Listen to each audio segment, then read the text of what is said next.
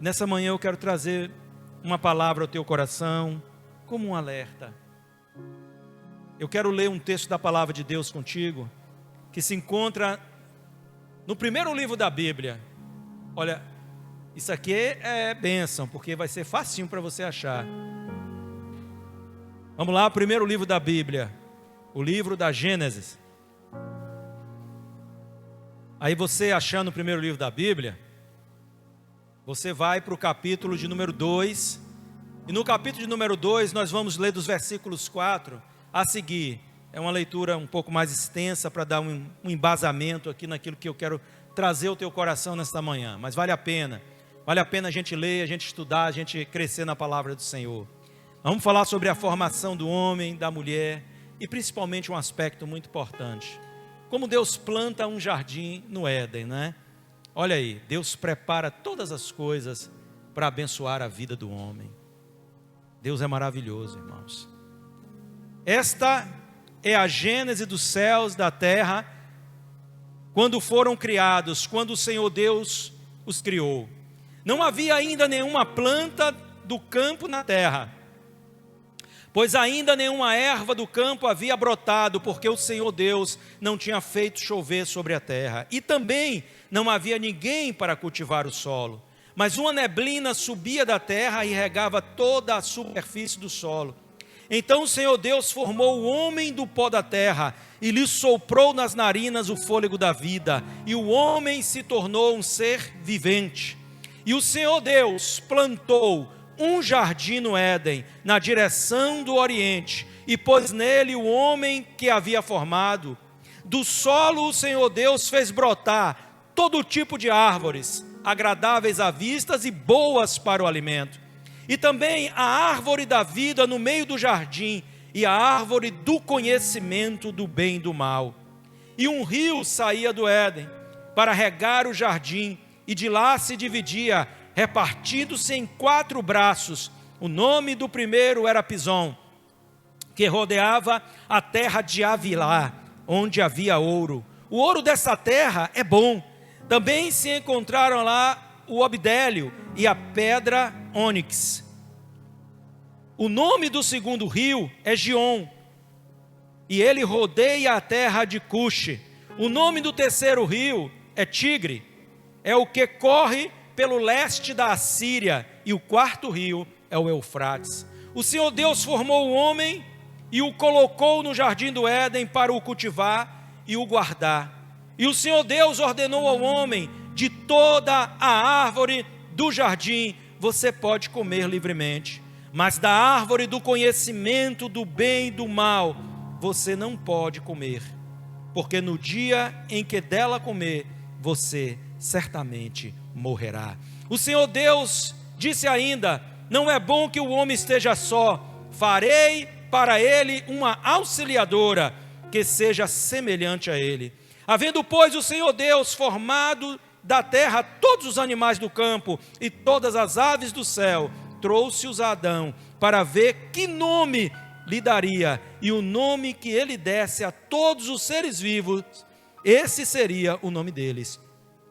O homem deu nome a todos os animais domésticos, às aves dos céus e a todos os animais selvagens, mas para o homem não se achava uma auxiliadora que fosse semelhante a ele. Então o Senhor Deus fez cair um pesado sono sobre o homem, e este adormeceu. Tirou-lhe uma das costelas e fechou o lugar com carne. E da costela que havia tirado do homem, o Senhor Deus formou uma mulher e a levou até ele. E o homem disse: esta afinal é osso dos meus ossos e carne da minha carne. Será chamada varoa, porque do varão foi tirada. Por isso o homem deixa pai e mãe e se une à sua mulher, tornando-se os dois uma só carne. Ora, um e outro, o homem e sua mulher, estavam nus e não se envergonhavam. Mas a serpente, mais astuta do que todos os animais selvagens que o Senhor Deus tinha feito, disse à mulher: É verdade que Deus disse: não comam do fruto de nenhuma árvore do jardim? A mulher respondeu à serpente: do fruto das árvores do jardim podemos comer, mas do fruto da árvore que está no meio do jardim, Deus disse: vocês não devem comer dele, nem tocar nele, para que não venham a morrer.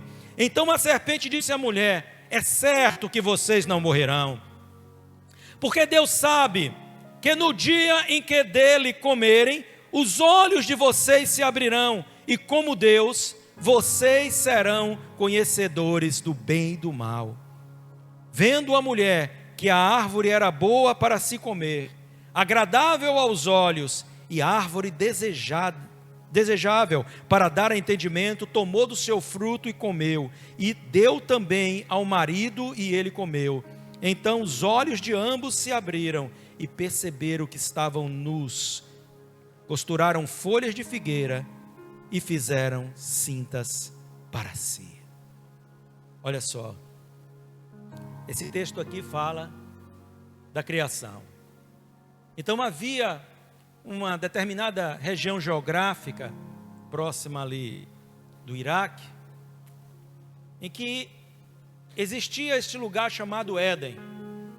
Obviamente, nesta época, as características do que nós encontramos hoje ali, aquela sequidão, aquele terreno árido, deveria ser algo muito diferente. Isso foi por época da criação. Mas perceba que então Deus, Ele semeia um jardim no Éden. Às vezes a gente relaciona, né, como se o Éden fosse todo o jardim. Mas não é isso que a Bíblia diz. A Bíblia diz que o jardim foi semeado no Éden. E Deus planta ali todo tipo de semente. Ele semeia todo tipo de semente, de árvore frutífera, árvores agradáveis, não é? Então ele cria ali um paraíso para colocar o homem. Um lugar extraordinário, em beleza, em qualidade, com toda a provisão necessária. Aquele lugar é um paraíso na terra. É um lugar aonde Deus preparou com todo zelo. Então ele forma o homem, depois a mulher, conforme nós lemos aqui, os coloca lá. Mas para além de semear, e aqui, né, no sentido literal, todas essas espécies de árvores frutíferas, Deus também semeia mais. Deus semeia naquele lugar a paz. Ele semeia ali o amor. Ele semeia ali a segurança. Ele semeia ali a comunhão entre ele e os homens. E os próprios homens, o homem e a mulher, tinham comunhão entre si. Então Deus, ele vai semeando no seu jardim. Olha que coisa maravilhosa, né? Ele prepara tudo para os seus. A Bíblia, ela fala sobre isso. O quanto Deus criou aquele lugar com uma estrutura que proporcionasse ao homem viver tranquilamente. E como a árvore da vida estava ali, não existia naquele tempo um limite para a vida do homem. Não existia. O homem deveria se alimentar da árvore da vida. E o homem deveria então viver sempre na presença de Deus. O propósito de Deus na sua criação não foi que o homem morresse. A morte adveio por causa do pecado que entrou no mundo. A Bíblia deixa muito claro isso. Não há equívoco quanto a isso. Mas ele também plantou uma árvore ali e disse ao homem, perceba que o livre-arbítrio, ele está determinado na humanidade desde sua criação. Porque Deus plantou uma árvore ali e colocou a árvore e disse ao homem: você não pode comer do fruto dessa árvore, porque no dia em que você comer, certamente você morrerá. E Deus não estava falando de uma morte física, Deus estava falando da morte espiritual. No dia em que você comer, certamente você morrerá. Então ele colocou aquela árvore ali. Mas tudo o que Deus fez não foi para prejudicar o homem. Ele advertiu o homem: Não faça isso. Pronto. Tudo que Deus plantou naquele jardim foi tudo com muita excelência. O Éden era um paraíso. Mas mesmo, e aqui eu quero chamar a sua atenção, porque a gente vai começar a entrar aqui no cerne dessa mensagem. Mesmo em meio ao paraíso, este paraíso na terra, este lugar que Deus preparou para o homem e para a mulher serem felizes na presença dele, mesmo neste lugar, houve ali a ação de Satanás, o tentador, o inimigo da nossa alma, aquele que não vê nenhum prazer em estarmos na presença de Deus ou sermos felizes. Jesus, falando acerca do diabo, ele diz que o ladrão veio a matar, roubar e destruir. Então ele conclui: mas eu vim para que vocês tenham vida e vida abundante. Nós sabemos que o inimigo, ele está em todo o tempo tentando destruir o propósito de Deus para a nossa vida. Em todo o tempo, ele não quer que a vontade do Senhor, que é boa, perfeita e agradável, se cumpra em nossa vida. E o que é que ele faz? Olha só. Ele semeia palavras malignas no coração e na mente de Eva, provavelmente também na de Adão, a palavra aqui não detalha como foi que Eva levou esse fruto a Adão, mas a gente entende que Eva já havia acolhido essas sementes no seu coração. Para que você entenda um pouco mais, deixa eu te dizer aqui, olha só, olha o conceito de semente.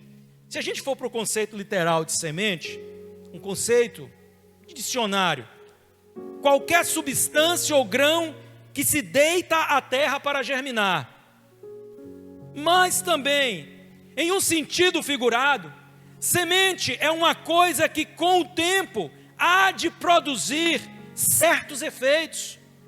E é nesse sentido que eu estou dizendo aqui para você, que para além de Deus ter semeado no jardim grãos e substâncias que vieram a brotar e produzir frutos, Deus também semeou a paz, o amor, a felicidade. Deus semeou a segurança, Deus semeou os relacionamentos. Então Deus semeia o que é bom, mas existe aquele que sempre procurará semear nesse sentido figurado, ou seja, trazer palavras que venham destruir o propósito de Deus na sua vida.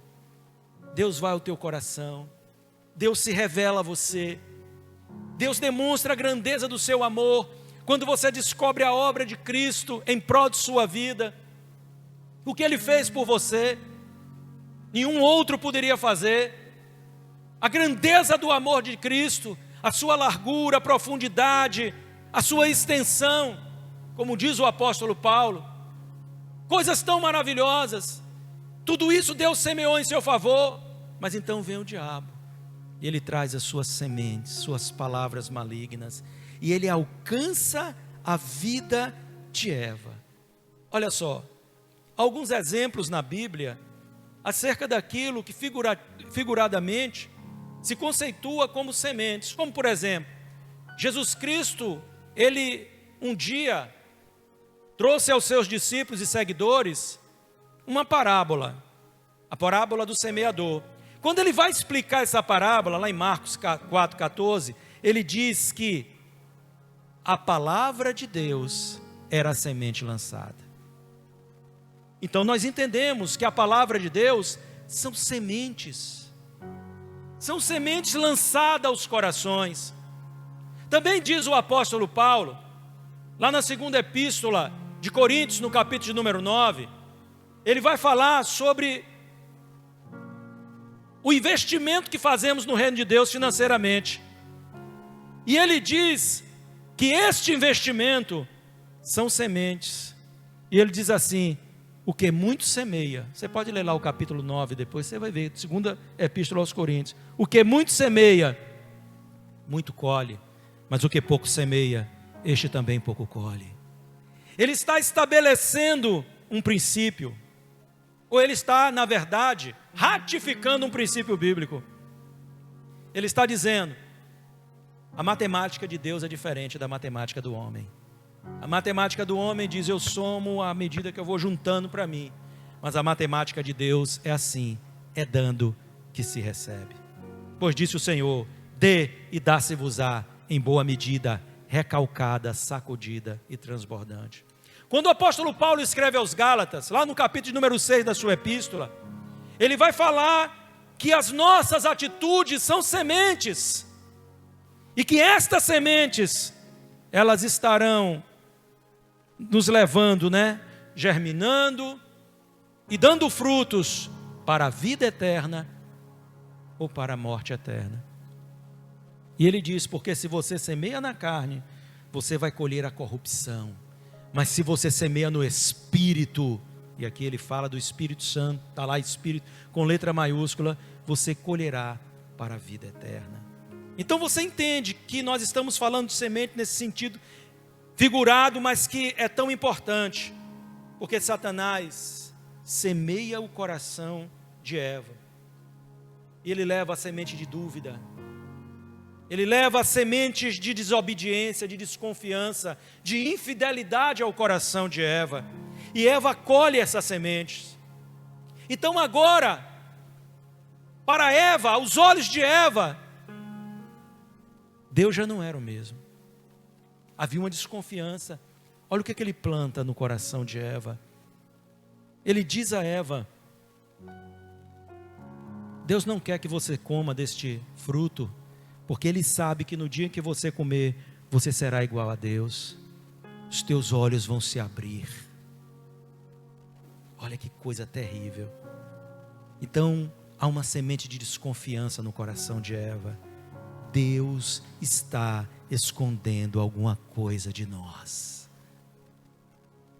Ele não tem sido completamente sincero conosco. Ele está escondendo alguma coisa de nós. Olha que seta maligna, não é?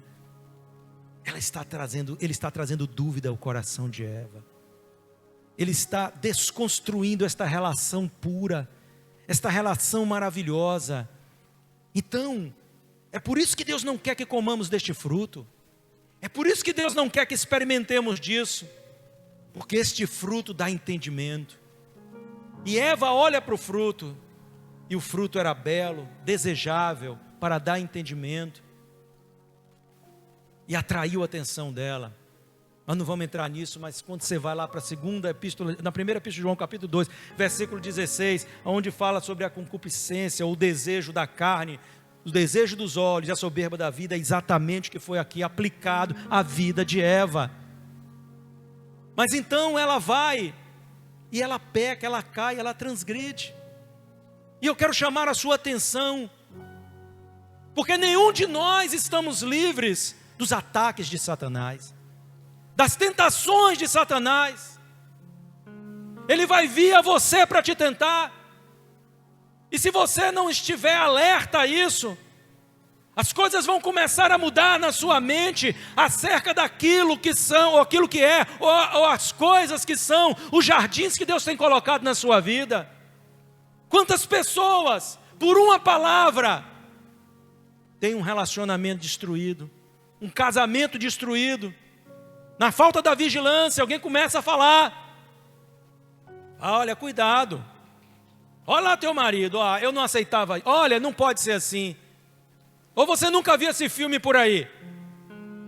Quantas pessoas têm amizades rompidas por causa de palavras malignas que são semeadas no seu coração? E sempre de uma forma sutil. Perceba que Satanás não se manifestou a Eva de chifre, tridente, rabo. Isso aí é folclórico, não é? Ele possuiu esse animal, e ele falou através daquilo que era comum a Eva.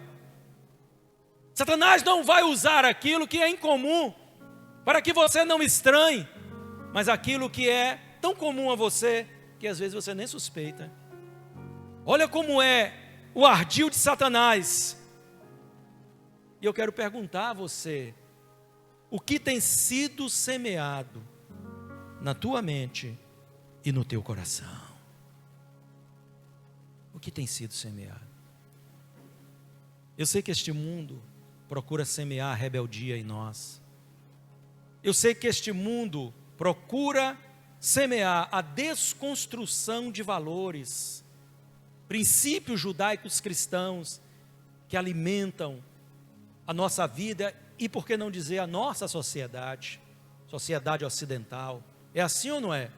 Eu sei que as pessoas, elas têm um desejo de desconstruir a nossa fé, e muitas vezes, por falta de alerta, nós somos abalados na nossa fé, porque as pessoas começam a questionar. Você lembra lá do Salmo de número 42? O que é que se perguntava ao salmista? Onde está o teu Deus?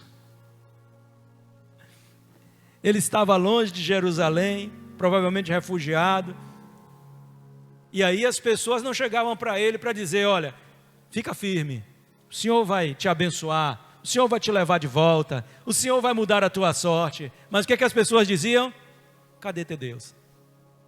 Onde está o teu Deus? Onde está a tua fé? Cara, Deus esqueceu de tu, Deus esqueceu de ti. Onde está Ele? Ele não está aqui, Ele não está movendo a tua vida. Olha como são as coisas. Quantas pessoas às vezes dentro da igreja, você está firme, aí vem alguém para dizer: não é assim como você pensa não, não é desse jeito que você pensa não, olha isso aí, você já viu isso aqui, como é que está? Olha ali irmão fulano, olha ali o pastor, olha ali o líder, olha ali não sei o que, está errado, não pode ser assim, não estou gostando, não estou bem, e começa a abalar aquilo que para você era um paraíso. O diabo vai tentar você, qualquer um de nós. É impossível que nos livremos disso. Isso não quer dizer que tenhamos que sucumbir às suas tentações, mas olha se não é assim. Quantas vezes você está ali firme, o diabo vem, sente uma dor e começa um bombardeio na sua mente. Isso aqui não é coisa boa, olha você, isso aqui é coisa ruim, meu Deus, o que vai ser agora, e aí, será que é alguma coisa mal, ou se eu não vou conseguir vencer isso?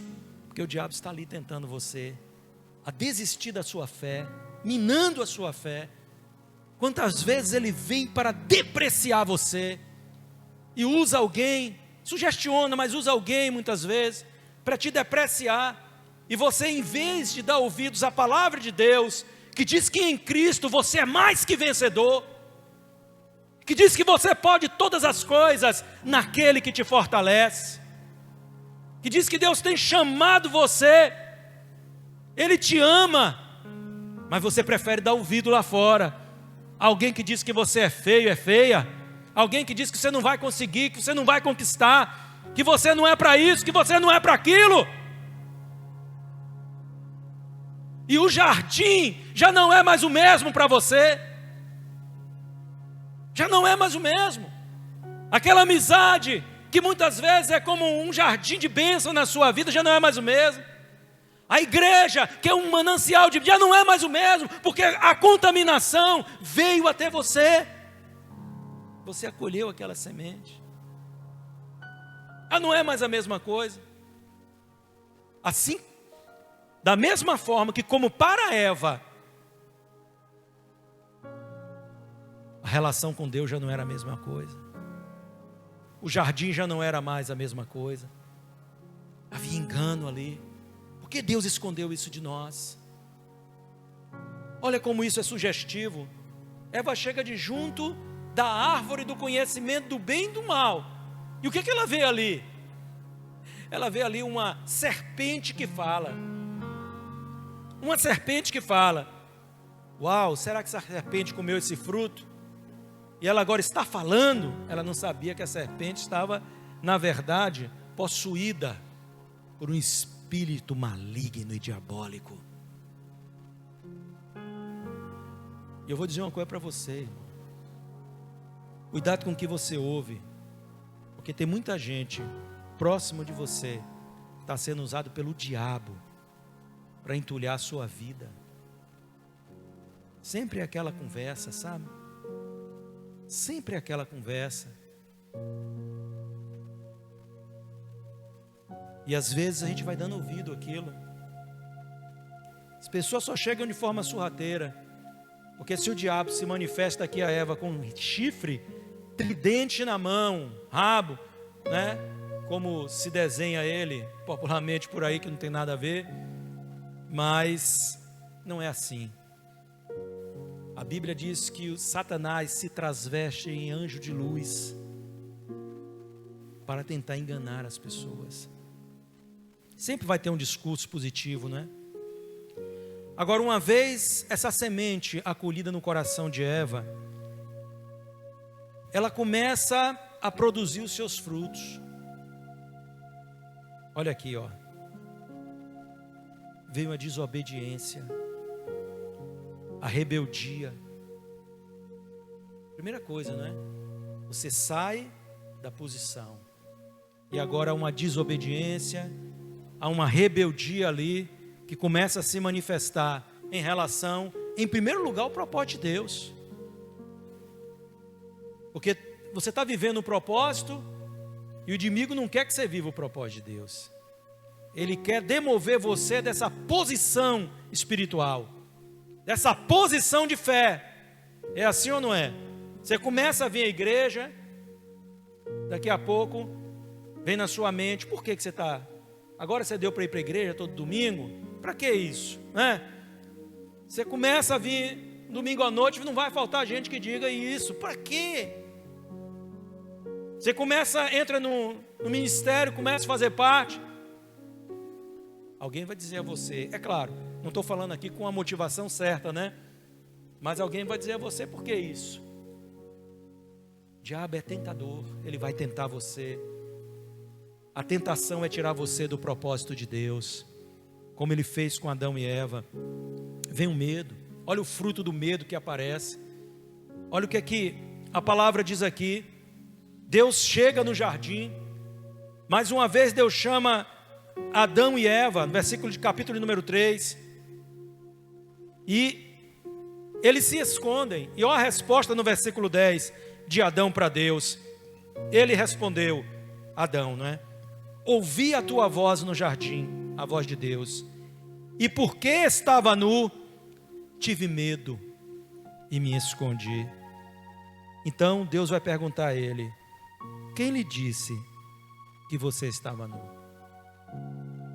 Quem disse a você? Você comeu da árvore da qual ordenei que não comesse? Claro que Deus sabia, né? Mas Deus estava confrontando a rebeldia, a desobediência. O medo é fruto disso, de uma colheita de sementes que o inimigo planta no nosso coração. Ele tinha medo de Deus.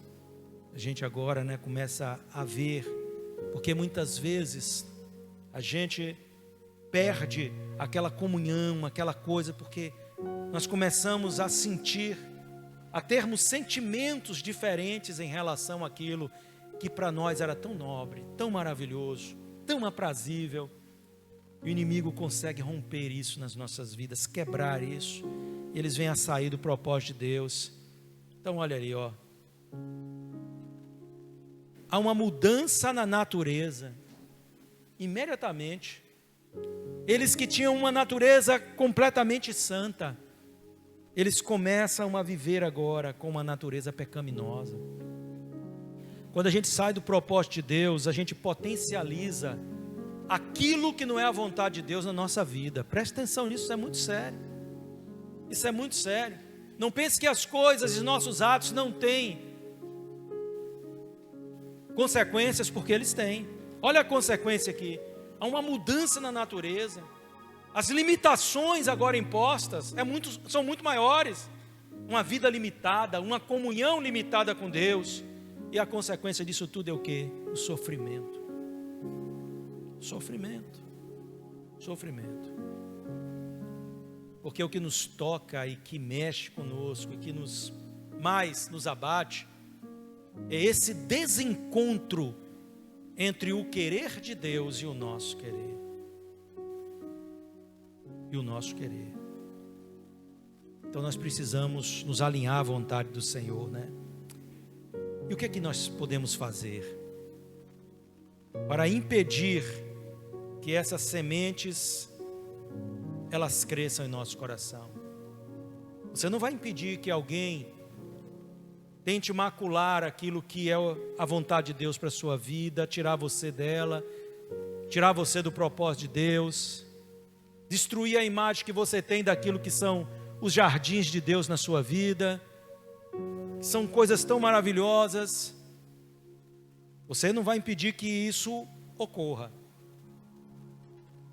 porque aqui ou ali você vai lidar com pessoas que vão querer envenenar a sua alma em relação àquilo que Deus tem abençoado a sua vida.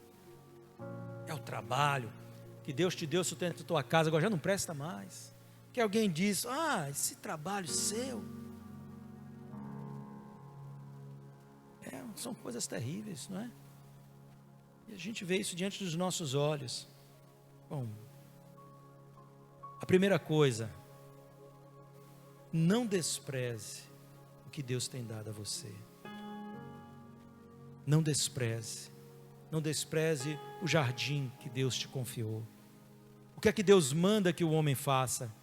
Cultive e cuide dele. Deus te deu um casamento, uma família, cultiva e cuida dela. Deus tem te dado um emprego, cultiva e cuida. Pode deixar, vai orando, Deus vai promover você. Eu não vi um amém, misericórdia, pastor, viu? Ninguém, está todo mundo satisfeito. Deus te deu uma empresa, cultiva, cuida disso. Deus o abençoado, dá crescimento. É assim ou não é? Deus colocou pessoas, segundo o coração dele, ao teu lado. Cultiva e cuida disso. Deus te plantou na igreja, cultiva e cuida disso. Valoriza o que Deus tem dado a você. Eu costumo dizer, aquilo que muitas vezes nós não valorizamos, tem uma fila que gostaria de ter e não pode ter. Olha só, quantas pessoas gostariam de ter um cantinho desse para congregar? É assim ou não é? Aí você vai naqueles países, irmãos, aonde as pessoas estão famintas de Deus, mas se elas simplesmente falarem no nome de Jesus, isso se constitui uma sentença de morte para elas. E elas estão adorando ali no subterrâneo, no oculto, não têm a liberdade de vir aqui, sentar de junto de irmãos, louvar com o conjunto. Quantas pessoas gostariam de ter isso? Então não despreze o que Deus te deu. Quantas pessoas gostariam de ter uma família? Estão na sarjeta ali jogada, foram abandonados por pais, por mães, estão lá, e às vezes você está falando mal da sua. Quantas pessoas gostariam de comer aquilo que você vai comer talvez hoje, vai dizer, só tem isso?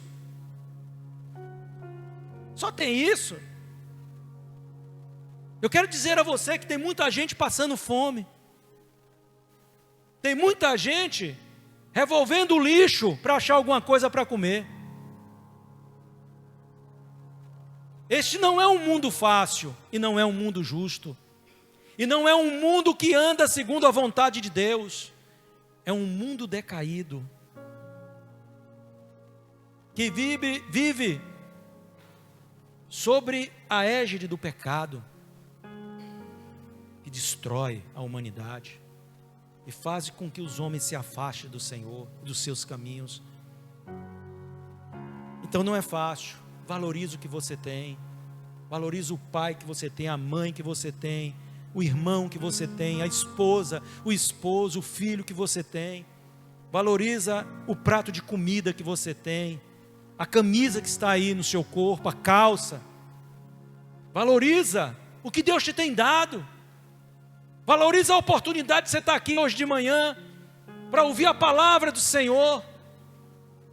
Valoriza isso. Não despreza não. Não infama a bênção de Deus. Deus deu uma terra maravilhosa aos hebreus. Os tirou da escravidão do Egito com braço estendido e mão forte. Os levou à terra da promessa. E à beira daquela terra foram 12 homens espiá-la. E quando voltaram de lá, 10 deles, sabe o que é que disseram? Essa terra não presta não. Ela produz muito, é verdade, mas ela destrói os seus moradores. Infamaram a bênção de Deus. Sabe o que é que Deus fez? Nenhum de vocês possuirão 1 centímetro dessa terra sequer. Vocês morrerão no deserto, em uma terra árida e seca, porque vocês infamaram a bênção, a herança de Deus para vocês. Tenha muito cuidado com isso. Zele do que Deus lhe dê. E não dê ouvidos a quem despreza o que Deus tem dado a você. O jardim que Deus tem plantado para você. A bênção que Deus tem dado para você. Se afaste de pessoas que tentam minar a sua fé e te afastar do propósito de Deus, daquilo que Deus tem para a sua vida. Se afaste dessas pessoas. Muitas delas querem grudar em você. Se afaste delas. Se elas estão trabalhando contra aquilo que Deus tem dado a você, estão trabalhando contra teu casamento, trabalhando contra a tua família, trabalhando contra a bênção que você tem de poder estudar, de poder trabalhar, trabalhando contra a tua saúde emocional, trabalhando contra a tua fé, trabalhando contra a vocação de Deus para você, querendo tirar você do propósito de Deus. Essa pessoa não é teu amigo. Teu amigo é quem entende o propósito de Deus para a sua vida. É quem te ajuda a crescer naquilo que Deus tem para você. Esse é teu amigo. Mas não quem quer te tirar da presença de Deus. Mesmo em meio ao jardim do Éden, o paraíso que Deus criou na terra, o inimigo vai agir. Não é porque você está na igreja que o inimigo não vai agir contra a sua vida. Não é porque você agora é um cristão. Não é porque você ora. Não é porque você lê a Bíblia que o diabo vai deixar de tentar você. O diabo tentou ao nosso Senhor e Salvador Jesus Cristo. Você não é melhor do que Jesus. Mas Jesus, Ele não acolheu nenhuma daquelas sementes diabólicas de Satanás. Quando Satanás quis levar Jesus à autopiedade, 40 dias de jejum, então agora o diabo chega para dizer o seguinte para ele: está com fome, não está? Não tem motivo. Não tem motivo.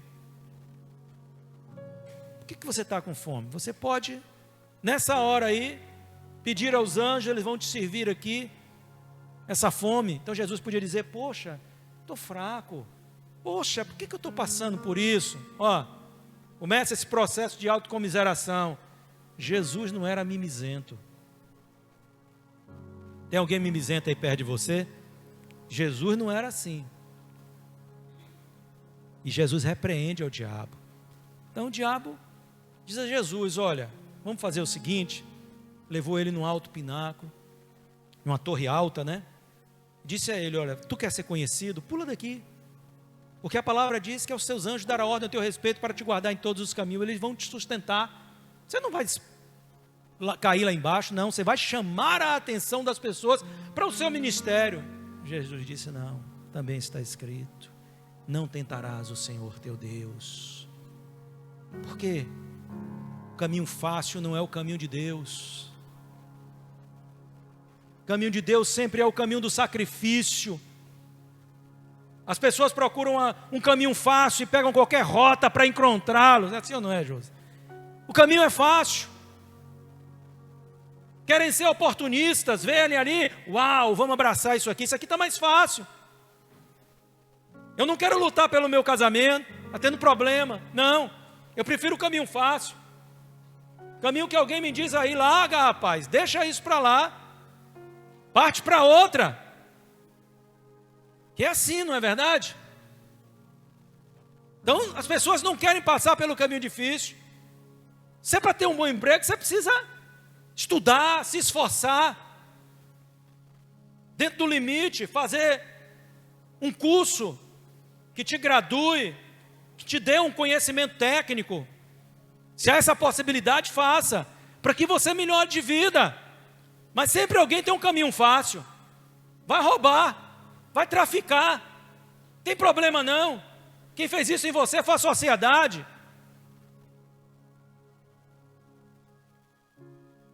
O diabo sempre tem uma alternativa fácil. E a gente está ouvindo isso aí fora. Que igreja, para quê? Em casa, cara, vai ser crente em casa.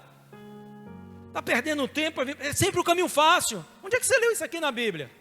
Essa aberração teológica. Isso não existe, irmão. Nós precisamos ter consciência disso e mudar nossa postura diante das tentações do diabo. Não vá atrás do caminho da facilidade. Deus sabe qual é o bom caminho para você. Mesmo quando o caminho é difícil, você não estará só. Deus estará contigo. Diz isso a quem está do teu lado aí, ó. Deus estará contigo. Deus estará contigo. Olha aí. Por último, Satanás tenta, vamos colocar em pé. Por último, Satanás tenta Jesus, colocando ele no monte, mostrando todos os reinos da terra. E o que Satanás diz ao Senhor? Tudo isso eu te darei, se prostrado me adorares. E Jesus diz, vai Satanás, porque está escrito, só a Deus adorarás, só a Ele prestarás culto. O inimigo muitas vezes quer que nós nos curvemos ao seu sistema diabólico, quer que nós nos curvemos a ele, com promessas vazias. Nunca vá buscar aquilo que não provém do entendimento da palavra de Deus.